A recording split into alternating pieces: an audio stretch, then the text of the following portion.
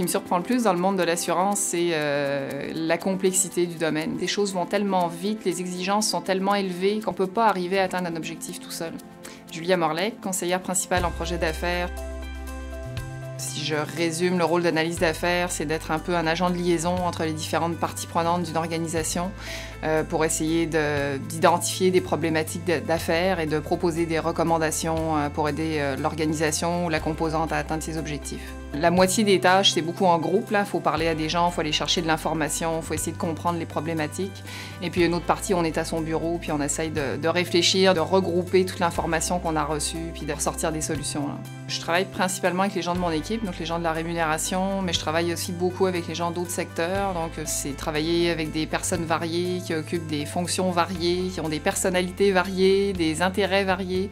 On travaille beaucoup avec Toronto parce que la direction pour laquelle je travaille a un pendant, si on veut, pour le Hors-Québec à Toronto. Donc j'avais déjà le côté bilingue, ça me permet de l'entretenir, puis je trouve ça très stimulant. C'est pas toujours la même culture non plus, ça permet de voir d'autres façons de travailler, d'élargir son réseau professionnel. Donc oui, je trouve ça très intéressant. Ouais. Au début, c'était un peu un choix par défaut parce que je savais pas trop quoi faire. J'ai commencé à étudier. Donc, je suis allée dans une filière généraliste qui était le droit. J'ai aimé ça, mais sans plus. Puis je me suis réorientée en gestion. J'ai eu beaucoup d'intérêt pour la gestion et notamment pour le volet humain, le côté management. Je me suis spécialisée en psychologie industrielle, puis ça a vraiment piqué ma curiosité. J'ai suivi de la formation continue, entre autres en habileté politique. Puis j'ai suivi une formation en gestion de projet également.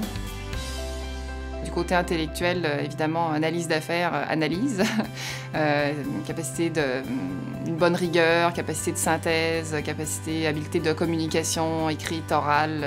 Puis au niveau humain, beaucoup d'habileté au niveau de la communication, puis essayer d'avoir une vision globale de la problématique qu'on est en train de regarder. Donc, ça prend plein d'habiletés différentes, puis c'est ça qui rend le poste vraiment passionnant. C'est que c'est vraiment pas ennuyeux. J'ai souvent rencontré des gens extraordinaires avec qui on a vraiment une connexion, une synergie, des gens qui sont motivés, qui travaillent bien, avec qui on peut rire à l'occasion, parce que c'est quand même important à créer on a un bon contact, des gens dont on sait qu'ils vont livrer ce qu'ils ont à livrer à la date prévue. Puis, moi, je trouve ça très agréable de travailler en équipe.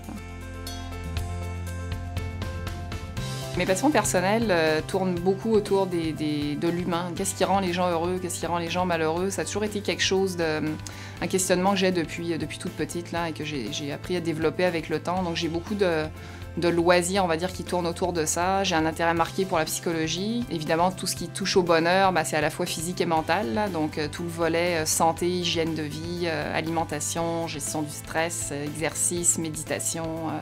La randonnée, les activités de plein air, qui est quelque chose que j'apprécie beaucoup. J'ai un groupe de randonnée avec qui on fait des sorties régulièrement. Le yoga aussi, j'en fais chez moi, j'en fais en groupe. C'est quelque chose qui est très important pour moi, puis auquel je consacre pas mal de temps.